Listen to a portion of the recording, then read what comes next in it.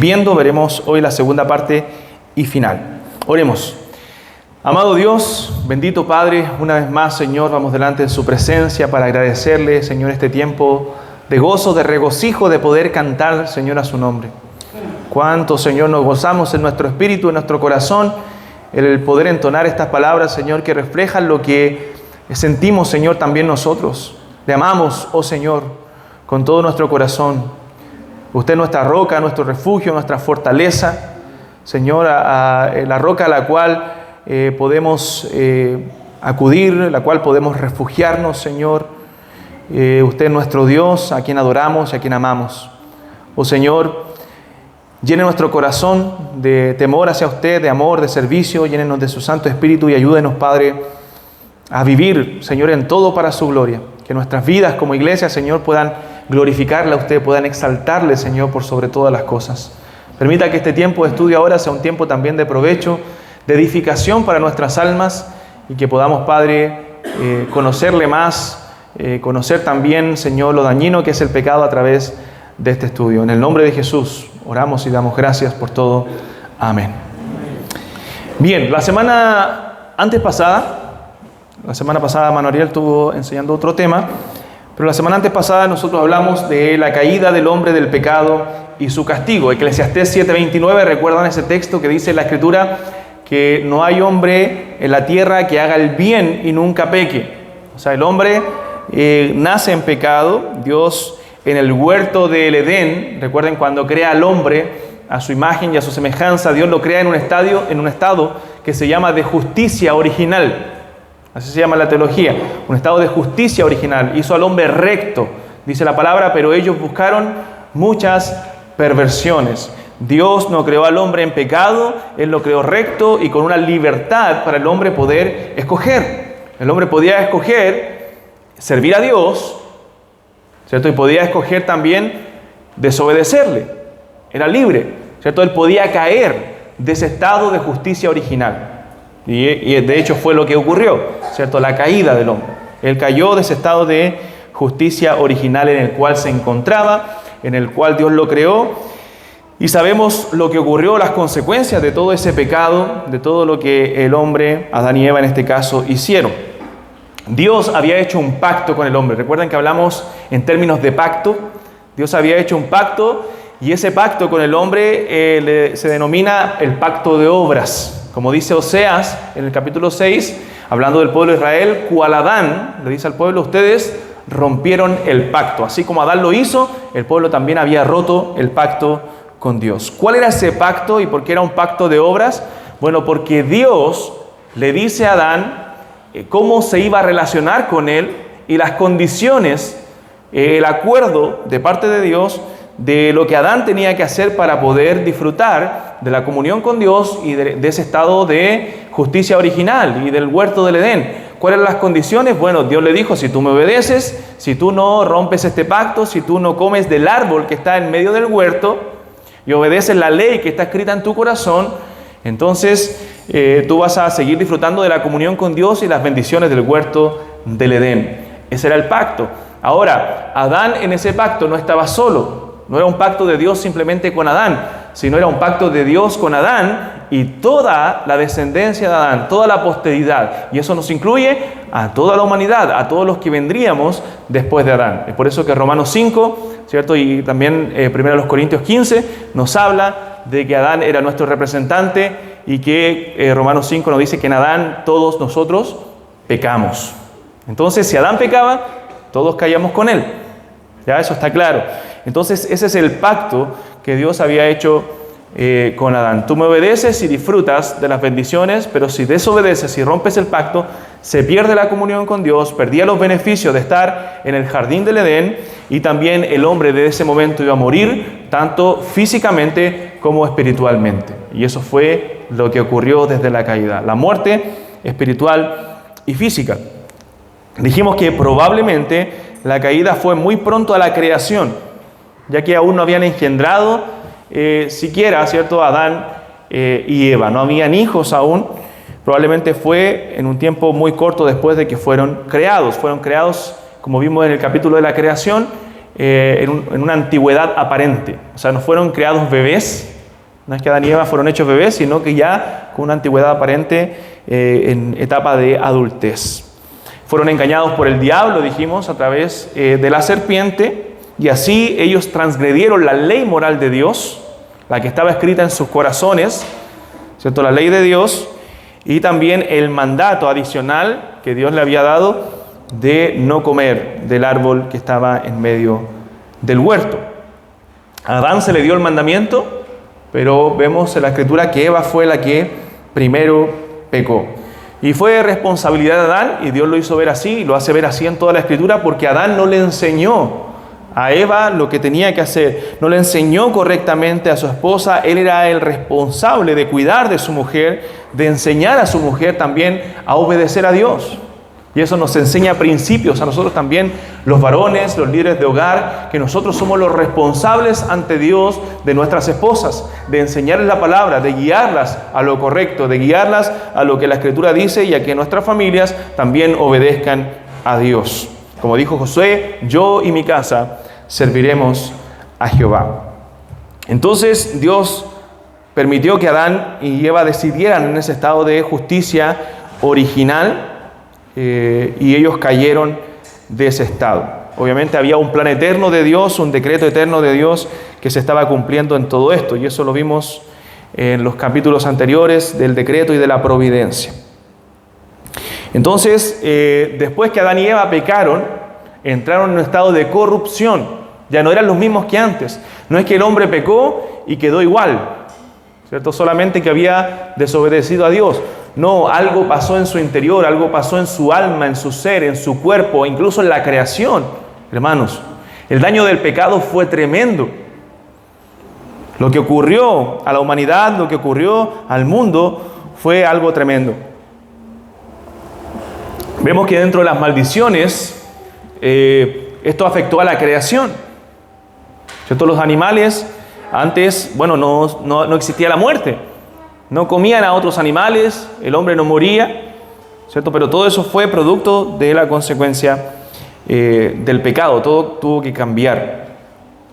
Entonces el hombre cayó de su estado de justicia original y llegó a la corrupción moral, o lo que llamamos nosotros también como la depravación total. Perdieron los beneficios y eso afectó al mundo. Incluso la tierra dice que fue afectada, y una maldición, ¿cierto? Que la tierra ya no daría el mismo fruto, espinos y cardos crecerían, ¿cierto? Y habría el hombre de trabajar con el sudor de su frente para ganar el pan, para ganar el alimento.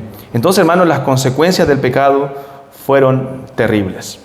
Y esas consecuencias fueron traspasadas también a todos nosotros, dice la Biblia, por cuanto todos nosotros también pecamos en Adán.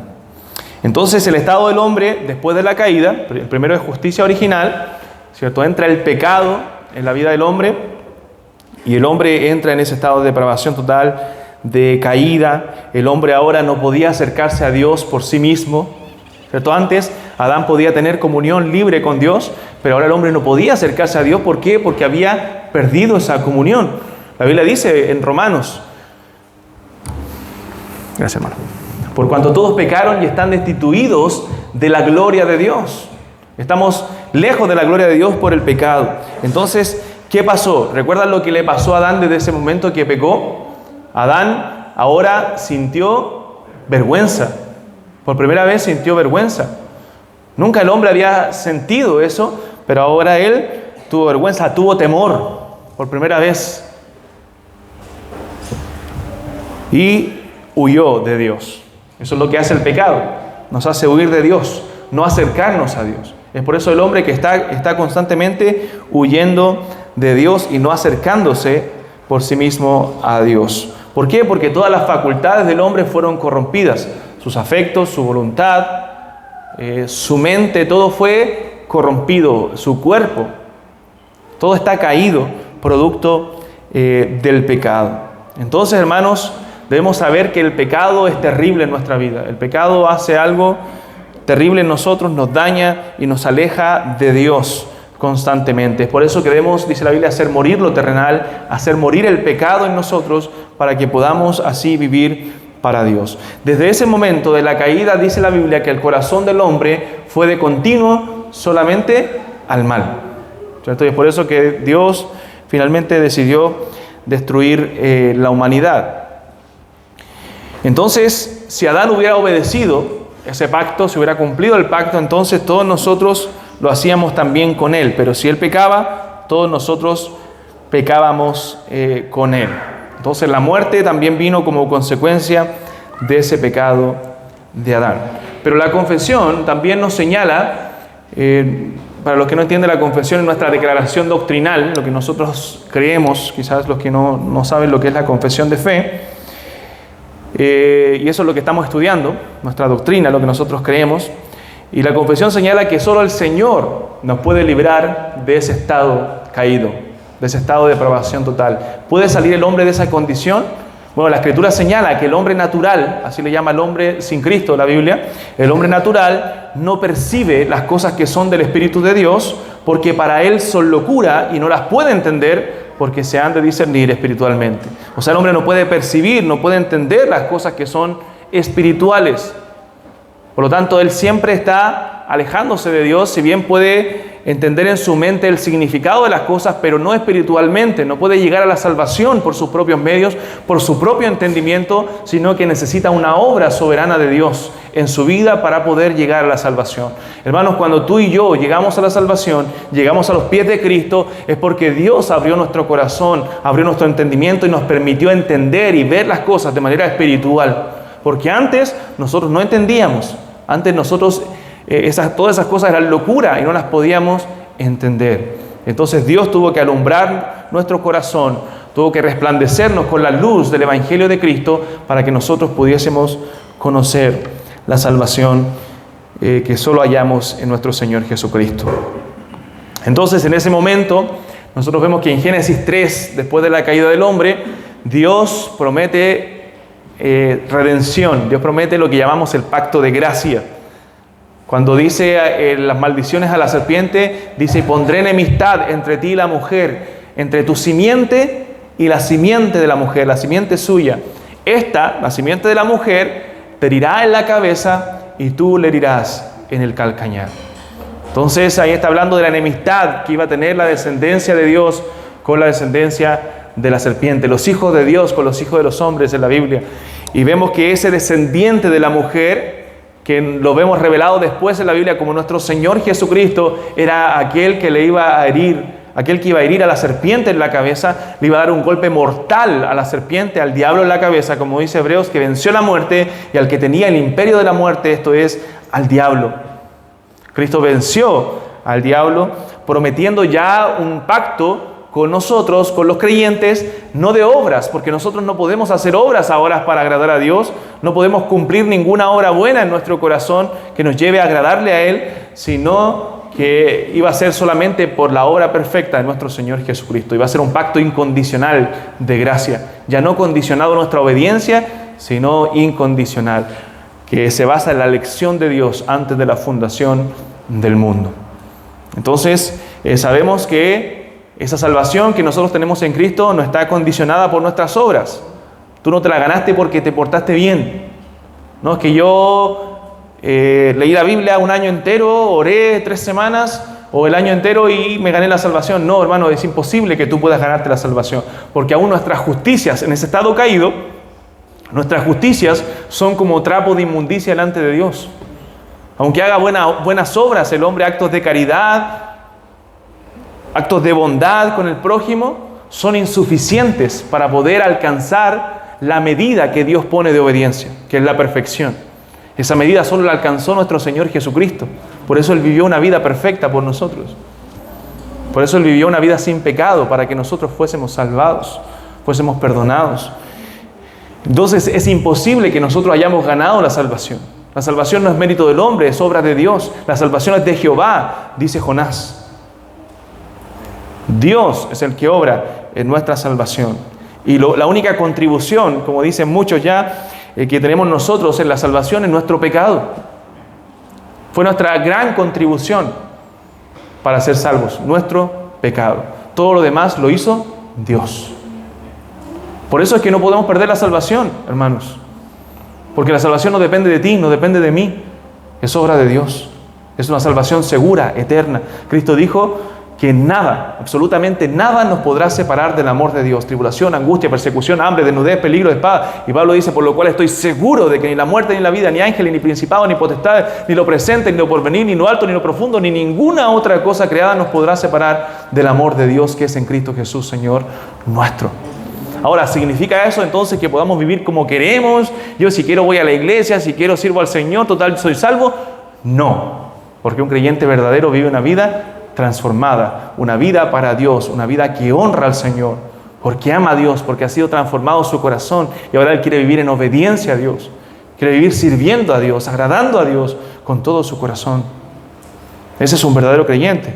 Alguien que dice ser creyente y vive como quiera, entonces probablemente nunca ha sido transformado por el Señor, porque un verdadero creyente tiene el Espíritu de Dios. Cristo dijo, mis ovejas oyen mi voz. ¿Y qué hacen? Y me siguen. Me siguen. Y luego dice, hablando de la seguridad eterna, y no perecerán jamás, ni nadie las arrebatará de mi mano. Entonces, hermanos, tenemos una salvación segura y eterna en las manos de nuestro Señor Jesucristo. Es una salvación eterna, una vida eterna.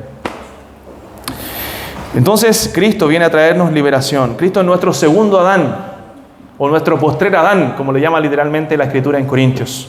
Es el postrer Adán. En Adán, en el primer Adán, todos nosotros pecamos, ¿cierto? Él nos representaba en ese pacto y cayó, y caímos todos. Pero en Cristo, en este nuevo pacto, todos nosotros somos vivificados. Todos tenemos vida eterna en Él. Amén. Bien, párrafo 4, hermanos, del capítulo 6 de la confesión. Dice, de esta corrupción original, por la cual estábamos completamente indispuestos, incapacitados y opuestos, por la cual estamos completamente indispuestos, incapacitados y opuestos a todo bien y enteramente inclinados a todo mal, proceden en sí todas las transgresiones. Y esto nos habla un poco acerca de la naturaleza del hombre, de lo que nosotros somos como seres humanos después de la caída. Y hermanos, hemos dicho en otras ocasiones que nosotros no pecamos, o nosotros pecamos porque somos pecadores. No somos pecadores porque pecamos. O sea, un hombre no es que la primera vez que peca se constituye pecador, sino que somos pecadores desde nuestro nacimiento. Por eso después de nuestra vida seguimos pecando. La Biblia dice que en maldad fuimos concebidos, en pecado me concibió mi madre. Y usted dice, pero ¿cómo si un bebé no es culpable del pecado? ¿Por qué él nace en pecado? Bueno, porque trae la naturaleza de Adán. Eso dice la Escritura, que ese pecado traspasó a todas las generaciones.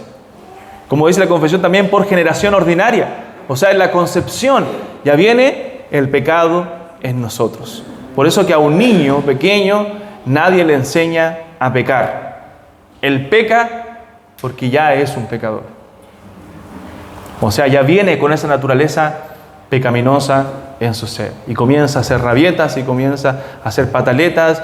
Y los padres a veces nos desesperamos y vamos a hacer los shows, ¿cierto?, en la calle. ¿Por qué? Porque hay pecado en su corazón. Y eso debe ser corregido, debe ser trabajado y deben ser enseñados en la palabra y deben un día gustar también del don celestial, gustar de la salvación que solo Cristo puede darles. Ellos necesitan la salvación. Es por eso que debemos enfocarnos y ponemos énfasis en la educación de nuestros hijos desde pequeños, porque ellos necesitan de la salvación. Y mientras antes la reciban, mejor. Entonces, hermanos, nacemos en esa condición de pecado y el hombre peca porque es pecador. Todas las facultades, como ya lo hemos dicho, han sido dañadas. Por lo tanto, el hombre desde la caída es siervo del pecado, es esclavo del pecado. Entonces, la fuente de nuestros pecados, de nuestros pensamientos pecaminosos, proviene de Adán, proviene del pecado de Adán, de nuestra naturaleza pecaminosa, de nosotros mismos. A veces hay iglesias o creyentes que le echan la culpa solamente al diablo por su pecado, porque les puso caída, pero hermano, la Biblia dice que primariamente los pecados vienen de nosotros mismos, de nuestra propia naturaleza. Si bien Satanás nos tienta y hay una lucha espiritual contra el diablo y sus huestes, también hay una lucha con nosotros mismos, con nuestro propio pecado. ¿Qué dice Mateo capítulo 15, verso 19? Busque Mateo 15, 19.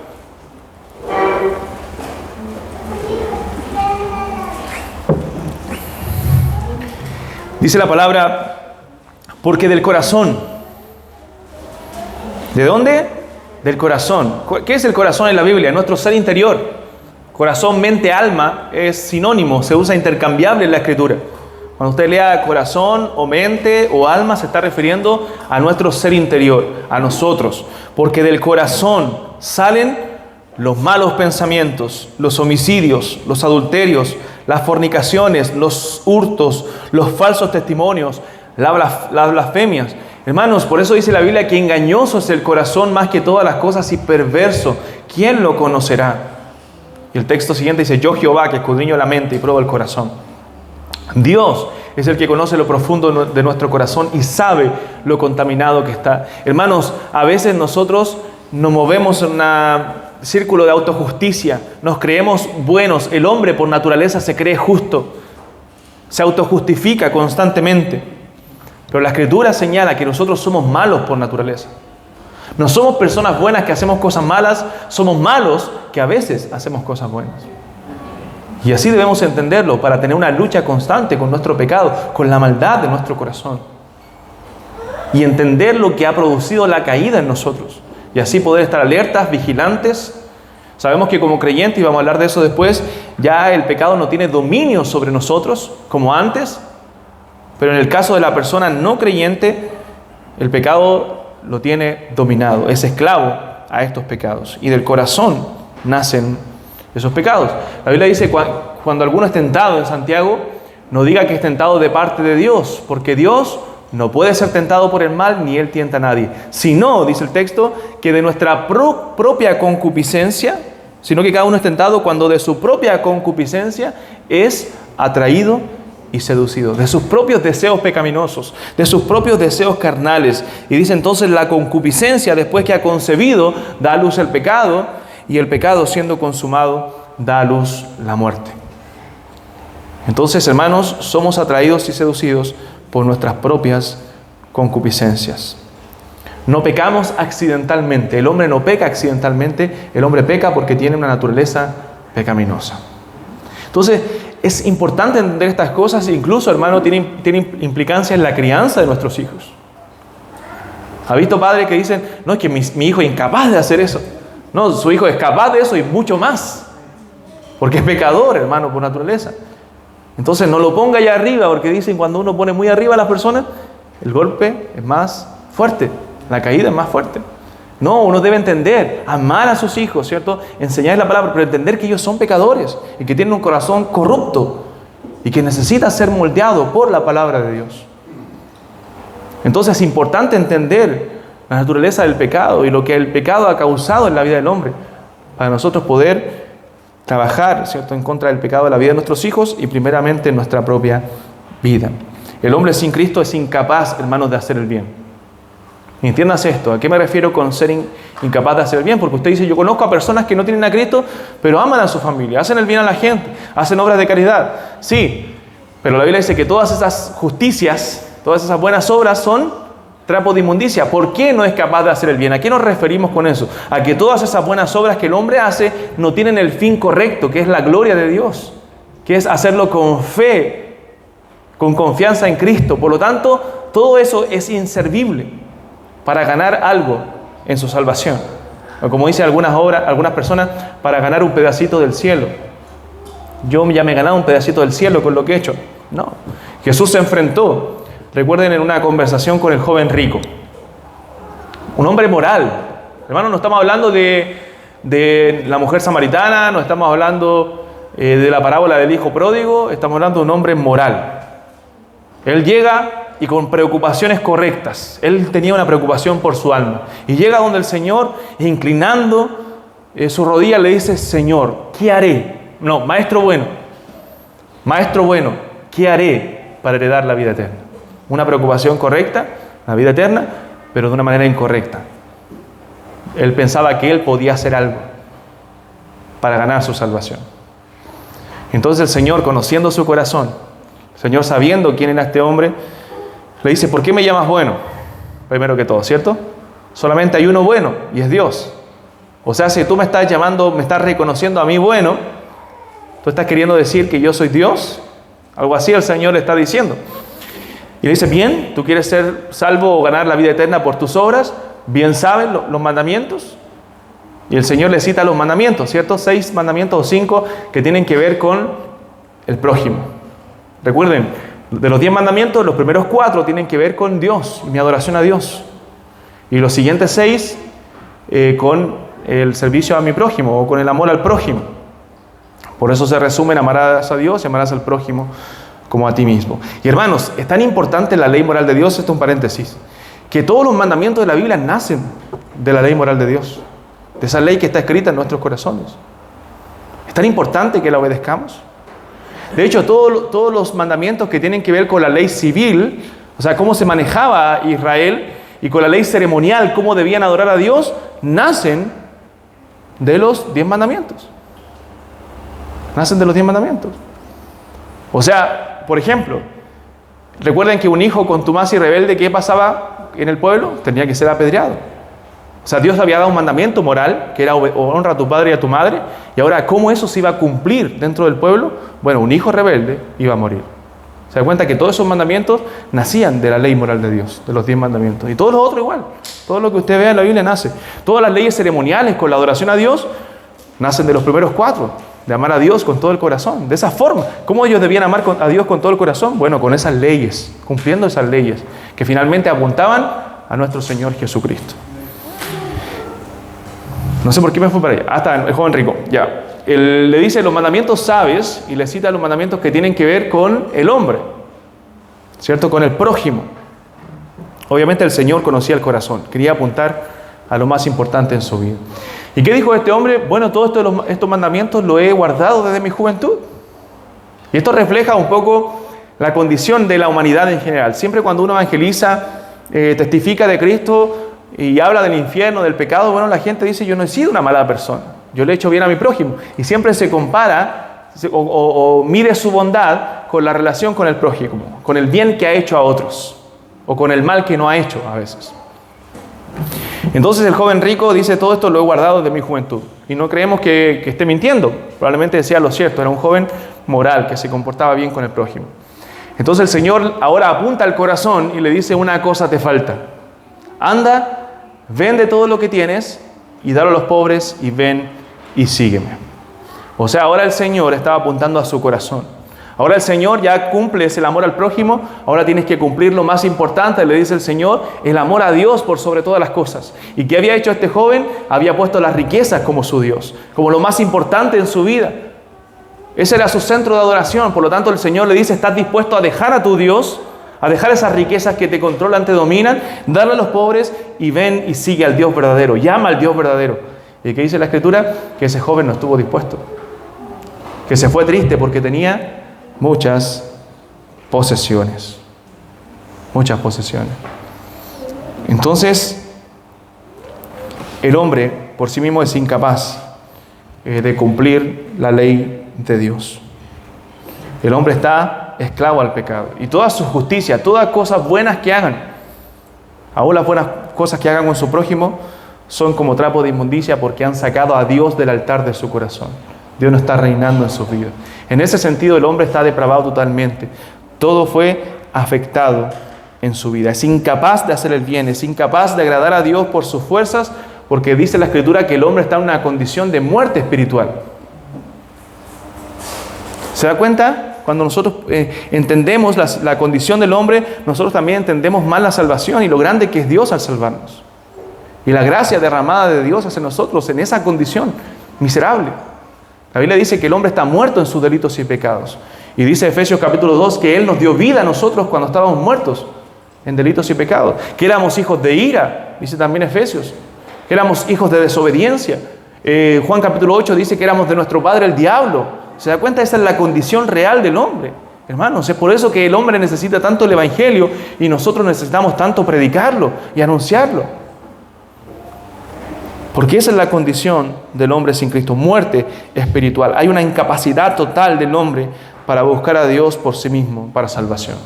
El hombre no puede buscar a Dios. No hay quien haga el bien, no hay quien busque a Dios, no hay quien haga lo bueno, no hay ni siquiera uno, dice la Escritura. Entonces, y esto nos lleva a algo que a veces vemos en la sociedad. Es imposible que un hombre pueda solucionar los problemas de una sociedad, hermanos, de un gobierno. A veces yo veo a la gente, al pueblo, buscando a su Mesías. Por ejemplo, se levanta un hombre para ser candidato a presidente y ¡wow! Este es el Mesías que nos va a salvar, que nos va a redimir de nuestra condición. Hermanos, ningún hombre puede solucionar el problema del hombre. El problema del hombre es el del corazón y ese solamente Cristo lo puede solucionar. Debemos orar por nuestras autoridades, pedirle a Dios que nos toquen buenos gobernantes que lleven a nuestro país a una situación mejor o los países del mundo, pero nadie puede solucionar el verdadero y más profundo problema del hombre, que es del corazón. Solamente Cristo puede hacerlo. Entonces no hay Mesías fuera de Cristo. Él es nuestro único Salvador. Entonces, hermanos, el problema central del hombre es el problema del corazón. El hombre puede dar pan al hambriento, hacer bien al prójimo, pero no puede hacerlo con una fe verdadera y no puede hacerlo dando gloria a Dios por ello. ¿Por qué? Porque el corazón del hombre no quiere agradar a Dios. Es de continuo solamente al mal. Entonces no lo hacen por amor a Dios porque su naturaleza es corrupta. Su naturaleza está en pecado, está muerta espiritualmente. Vamos a Romanos capítulo 8.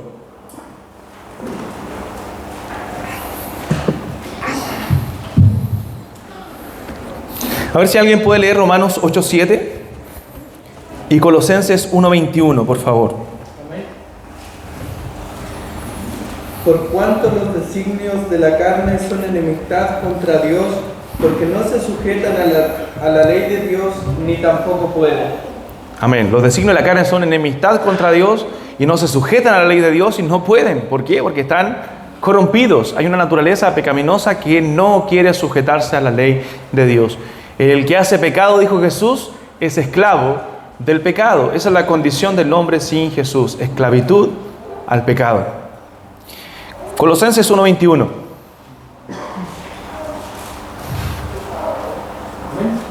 Amén. Y a vosotros también, que erais en otro tiempo extraños y enemigos en vuestra mente, haciendo malas obras, ahora os he reconciliado.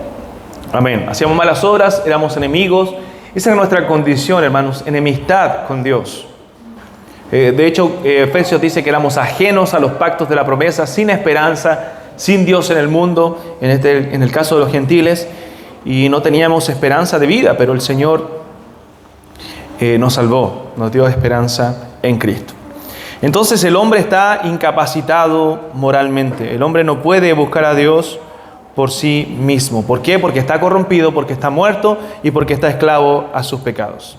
Eso es lo que nos señala el párrafo 4. Párrafo 5 ahora de la confesión de fe. Párrafo 5 dice: la corrupción de la naturaleza permanece durante esta vida en los que son regenerados, los salvos. Esta corrupción permanece en esta vida. Y aunque aquella sea perdonada y mortificada por medio de Cristo, ella misma y sus primeros impulsos son verdadera y propiamente pecado.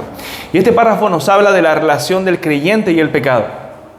El 4 nos hablaba del hombre en general y su lucha contra el pecado, su naturaleza pecaminosa, pero este párrafo nos habla de la relación que nosotros, los creyentes, tenemos con el pecado. ¿Qué nos dice la confesión? Bueno, los creyentes en esta vida terrenal aún poseen una naturaleza corrupta.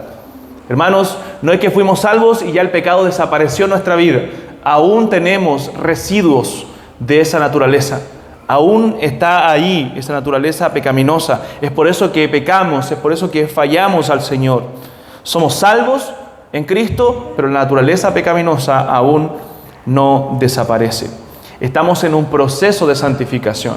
Lo que ocurrió en la salvación fue que Dios abrió nuestro corazón, nos regeneró, nos dio su Espíritu Santo. Nosotros entonces creímos por medio de la fe, creímos en Él al ver a Cristo, al ver la luz del Evangelio, y entonces fuimos justificados por la fe, perdonados, declarados justos delante de Dios y adoptados en la familia de Dios y santificados. Todo eso ocurrió en nuestra salvación.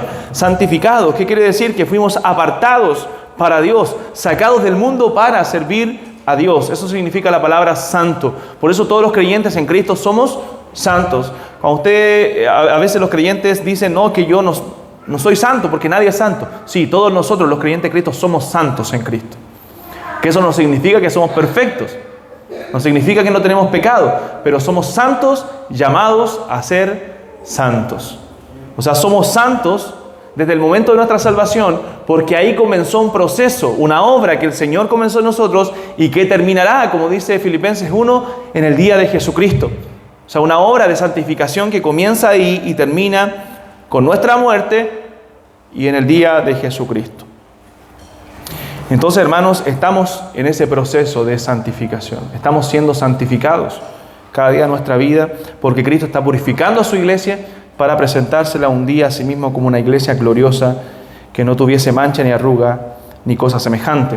Entonces, estamos en ese proceso, pero aún hay pecado en nuestra vida. Ya no somos esclavos al pecado, ya el pecado no es reinante en nosotros, en los creyentes, es un pecado remanente, es un pecado residual en nosotros, pero no es un pecado que reina sobre nosotros como antes lo hacía cuando estábamos sin Cristo.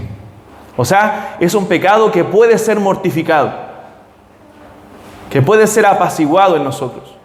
Antes no podíamos contra esos pecados porque tenían dominio sobre nosotros y nos llevaban al mal, pero hoy día podemos decir no, porque somos más que vencedores por medio de aquel que nos amó.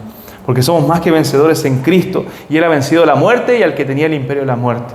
Por lo tanto, ese pecado es remanente y no es reinante en nuestra vida por la obra preciosa de Cristo. Romanos 7:18, hermanos, por favor, alguien. Y otro hermano, primera de Juan 1, 8 al 10.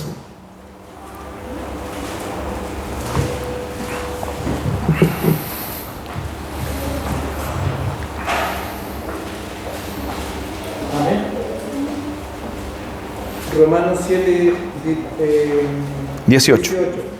Y yo sé que esto es, en mi carne, no mora el bien, porque el querer el bien está en mí, pero no el hacerlo. Amén. O sea, Pablo está hablando de su lucha con el pecado. Él es un creyente, pero aún está esa lucha con el pecado, que yo quiero hacer el bien, pero mi carne a veces quiere hacer el mal. Entonces, ¿qué debe hacer el creyente? Mortificar su carne, mortificar el pecado. Ojo, estos versos, como el de Pablo aquí en Romanos 7, o el del Señor Jesús, cuando dice, velad y orad para que no entréis en tentación, porque el espíritu de la verdad está dispuesto, pero la carne es débil, no son versículos para justificarnos y decir, viste, entonces somos débiles, por eso pecamos. No, hermano.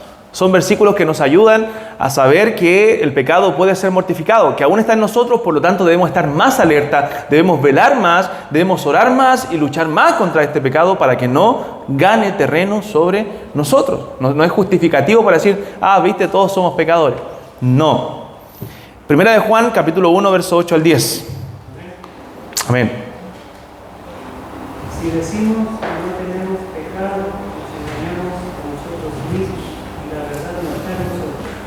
Si confesamos nuestros pecados, Él es fiel y justo para perdonarnos nuestros pecados y para limpiarnos de toda maldad. Y si decimos que no hemos pecado, le hacemos a Él mentiroso y su palabra no está en nosotros.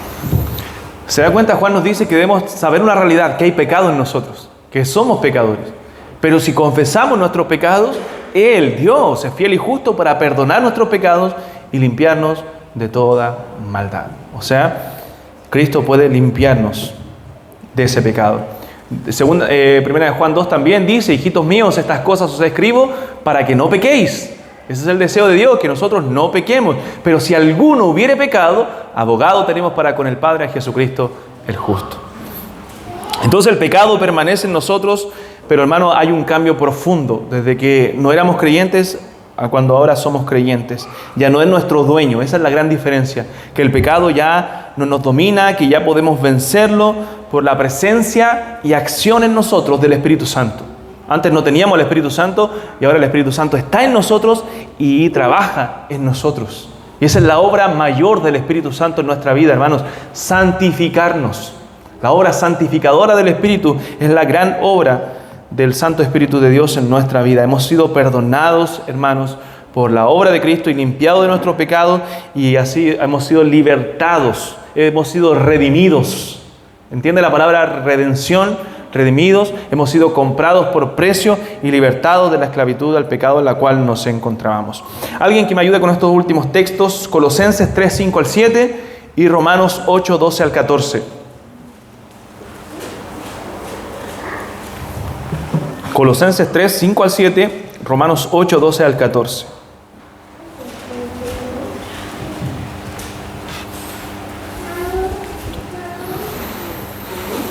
¿Quién lo tiene? ¿Alguien lo encontró?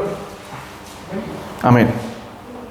Haced morir pues lo terrenal en vosotros: fornicación, impureza, pasiones desordenadas, malos deseos y avaricia, que es idolatría. Cosas por las cuales la ira de Dios viene sobre los hijos de desobediencia, en las cuales vosotros también anduvisteis en otro tiempo cuando vivíais en ellas. Pero ahora dejad también vosotros todas estas cosas: ira, enojo, malicia, blasfemia, palabras deshonestas de vuestra boca. Amén. Hagan morir lo terrenal, dice el texto. O sea, mortifica el pecado. Esa es la forma que la Biblia usa para decir mortifica el pecado de tu vida. Haz morir lo terrenal en vosotros. Toda impureza, fornicación, inmundicia, en las cuales anduvisteis en otro tiempo, cuando nosotros no éramos creyentes, vivíamos en esos pecados, pero hoy no. ¿Por qué? Porque ha habido un cambio profundo en nosotros. Ya esos pecados no tienen dominio sobre nosotros. Pero también tenemos que dejar otros pecados, ¿cierto? Como ira y todos esos que aparecen después. Romanos 8, 12 al 14. Amén. Así que, hermanos, deudores somos no a la carne, para que vivamos conforme a la carne. Porque si vivís conforme a la carne, moriréis. Mas si por el Espíritu hacéis morir las obras de la carne, viviréis. Porque todos los que son guiados por el Espíritu de Dios, estos son hijos de Dios. Amén. Y bueno, tiene relación con lo otro de hacer morir, entonces, la carne en nosotros. Entonces, el hacer morir significa que cada vez el pecado tiene menos incidencia en nosotros. Comenzamos a caminar más en santidad, a vivir más para Dios. El pecado ya no nos domina, ¿cierto? Podemos hacerlo morir. Y pensemos en aquellos pecados que a veces, hermano, pareciera que nos dominan, que están presentes a diario, constantemente en nuestras vidas. Esos son los pecados que debemos hacer morir, que debemos someterlos al Señor, entregarlos al Señor y hacerlos morir, no alimentarlos, no alimentar el pecado, no darle comida a ese pecado que está ahí en nosotros. ¿Para qué? Para que muera de hambre, para que desaparezca. Entonces esa naturaleza pecaminosa tiene un cambio profundo, hermanos, cuando se llega a Cristo. Ya no estamos esclavos a ese pecado, sino que ahora solo es remanente. Está ahí, pero podemos hacerla morir y podemos nosotros obedecer a Dios. Podemos mortificarla porque Cristo nos cambió. Cristo pagó el precio por nuestra maldad. Él llevó en la cruz nuestros pecados. Pero a pesar de ese cambio profundo, la naturaleza del hombre sigue siendo pecaminosa. Por eso en esta vida debemos estar vigilantes. Por eso en esta vida debemos estar alertas, hermanos, a esos pecados que nacen de nuestro corazón. Esos pecados que nacen de nuestro corazón. Yo les recomiendo, me ha fascinado leer el libro Pecado Respetable que están estudiando las mujeres. Mañana hay reunión de damas, están enseñando acerca de un tema de ese libro, hermano. Es fascinante porque enseña acerca de esos pecados que a veces nosotros respetamos, dice el libro, que a veces toleramos en nuestra vida, que están ahí en nuestro corazón, pero que a veces los dejamos estar y desarrollarse en nuestro corazón y no los eliminamos y nos estorban en nuestra comunión con Dios. La Biblia dice que debemos hacer morir lo terrenal. Entonces, la naturaleza del hombre sigue siendo pecaminosa. ¿Tenemos malos pensamientos? Sí, hermano, tenemos malas palabras, rompemos los mandamientos de Dios, pero debemos seguir luchando contra el pecado que nos contamina y no nos permite tener una buena relación con Dios. Estorba en nuestra comunión con Dios. Entonces, ¿tenemos la facultad de evitar el pecado? Sí, porque Cristo nos ha libertado del pecado y ahora nosotros podemos obedecer la ley de Dios porque Él la escribió en nuestros corazones para que la obedezcamos. Entonces, esa es la lucha que nosotros tenemos con el pecado y de eso nos habla este capítulo de la confesión de la caída del hombre del pecado y de su castigo. Entonces hasta ahí lo dejamos y ya entramos al capítulo 7, que si no me equivoco es del pacto con Dios. Oremos. Puestos en pie, hermanos, oremos. Bendito Padre, Santo Dios, en el nombre de nuestro Salvador y Señor Jesucristo, le damos muchas gracias por este tiempo, Señor, de estudio y porque lo que nos revela a través de las Escrituras. Damos gracias, Señor, porque usted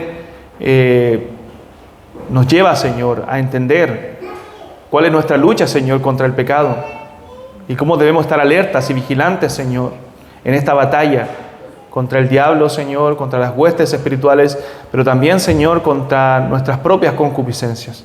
Ayúdenos, Señor, a hacer morir lo terrenal en nosotros, a hacer morir lo pecaminoso, Padre, todo lo que nos estorba en nuestra relación con usted, a sacarlo de nuestro corazón para vivir en santidad y obediencia a usted. Oh Señor, le alabamos, le agradecemos por su gran amor y bondad. Le pedimos, Señor, que esté con nosotros y nos ayude a ser una iglesia purificada, limpia, santa, que busque hacer su voluntad. En el nombre de Jesús. Amén.